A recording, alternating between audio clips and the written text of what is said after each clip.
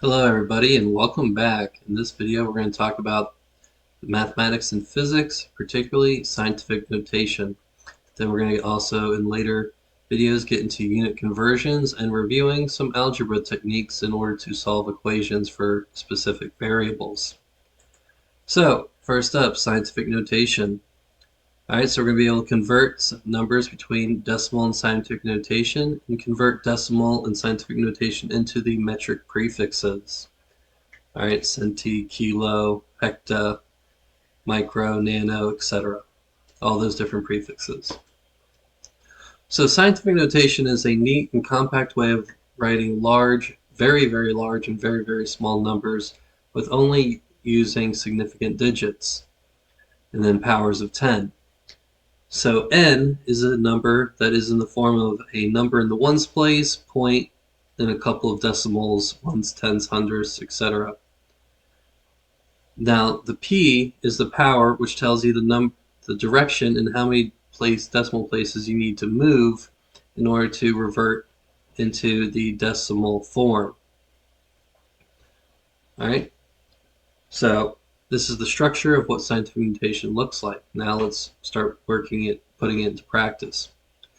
So the decimal form, 0.00347, we're going to move that decimal until there is a single number that is not 0 in the ones place. So we move it over until there's a 3.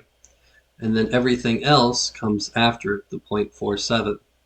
Now we had to move it 3 places, so the exponent on the 10 is going to get a 3. And the negative indicates that we have to move that decimal to the left to return it to the decimal form. The 324,000, remove the decimal, which even though it's not listed, is actually after that last 0, which we don't write there if there are no decimal places. We have to move it 5 places in order for that 3, that first non-zero number, to be in front of the decimal in the ones place. And then the rest of the numbers, 0.24, follow after. Now it has to move 5 places, which is why it's a 5, and it's going to be positive, because that's going to tell us that we have to move that decimal 5 places to the right in order to return it to that decimal form. Alright, so we're going to look through these couple of different examples converting between scientific and decimal forms. Alright, so in this first example, 3, 6, 5, 2, 8, alright, the decimal is actually sitting right here behind the 8. Alright, and we're going to move it 1, 2, 3, 4, 5 places, 3.65. And unless specified, I usually just do 2 decimal places afterwards. And then so 3.65 times 10. Now we had to move it 5 places. And to return the decimal to its original place, it'd go to the right, so our exponent there is going to be 5. Alright, so this is converting a decimal form into scientific notation. Alright, in this next example, we have our decimal place all the way over here, and we have to move it until there's a non-zero number in the ones place. So it's going to go here. So 1.50. So we have to move it 1, 2, 3, 4, 5 places again. But this time, because the decimal would have to go left to return to decimal format, that means it's going to get a negative on the exponent.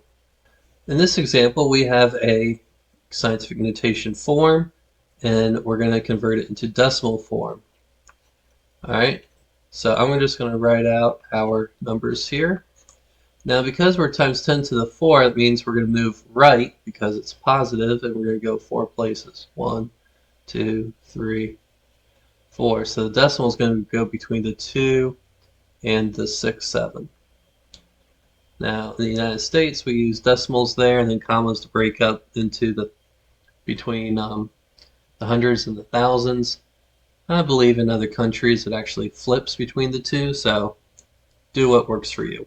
Alright, last example here, 7.342 times 10 to the negative 3. Alright, so our decimal is sitting here, and it's actually negative, which means it's going to move left. It's going to move 3 places. So there are going to be these two kind of empty spots here. And we always put a 0 out in front of the decimal, so we fill those empty spots with zeros. And so that's going to be your final answer, 0.0037342. All right, so the metric system is based on these powers of 10, which actually makes them a lot easier to work with than the American imperial system. Um, so again, our base units, meters for length, liters for volume, grams for mass, seconds for time, and coulombs for charge, which we'll talk basically in physics 2 on that one. Yeah, pretty much true.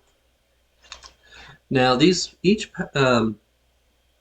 power of 10 corresponds to a specific name, a specific prefix, that also has a specific abbreviation. Now, all of the scientific notation values that we were utilizing so far, we can actually go get even lazier, and instead of writing times 10 to the third, times 10 to the negative 2, and so forth, we can actually replace those parts with some sort of prefix for the metric system. All right, so they can be used with any of those base units that we just saw, and so the powers are the number of base units in the prefix unit. So centimeter means times 10 to the negative 2 meters. Milligram is 10 to the negative 3. Kilometer is 10 to the positive 3 meters. You can see all the different powers here in their corresponding prefix, name, and abbreviation. Now, once we get above kilo and we're getting into these giant numbers, we have capital abbreviations and then lowercase abbreviations for the small stuff. Now, once we get past the negative 3 and 3, we start counting by threes. We jump by threes. Just because, I don't know, someone made that decision. I think they were running out of prefixes, and so just a lot easier to do that. All right, so we're going to go through a couple of examples here of converting metric units. All right, so here we're going to convert milligrams to grams. All right, so we have 3.24 milligrams. All right, so milli, all right, means times 10 to the negative 3. All right, so we're going to write this as 3.24 times 10 to the negative 3 grams. And then we can put it in decimal form by moving that decimal 3 places to the left, which would put, all right, those two kind of placeholder zeros between the decimal place and the 3. All right, so we have our metric, convert it into our scientific notation, and then our decimal form. In our second example, we have 503.3 centimeters. All right, so the little c is centi, which means times 10 to the negative 2. So 503.3 times 10 to the negative 2 meters. All right, and again, moving 2 places to the left because it's a negative exponent. All right, we get 5.033 meters as our final answer. This next example, we're converting meters to kilometers. All right, so this one is going to be a little harder. All right, so kilo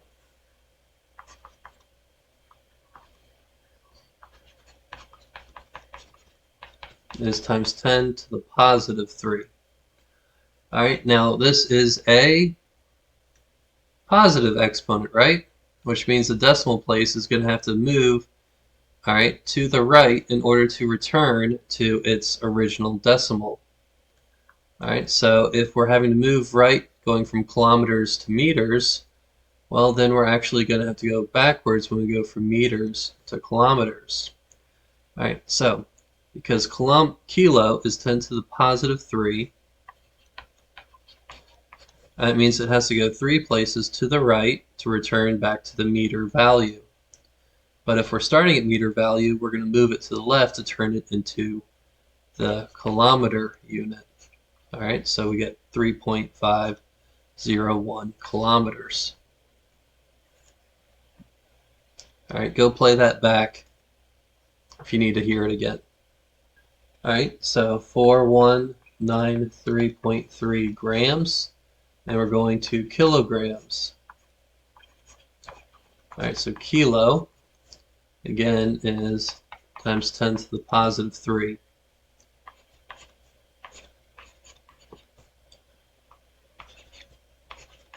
All right, now with kilograms, again, because kilo is moving times 10 to the 3, that means it has to move, the decimal has to move to the right 3 places to return back to the gram value. Now, because the decimal is here in the gram value, all right, we're going to go backwards to get to kilograms, moving it 3 places to the left. All right, so it's going to be 4.1933 kilograms. All right, our last example here, we have 2.15 meters to centimeters.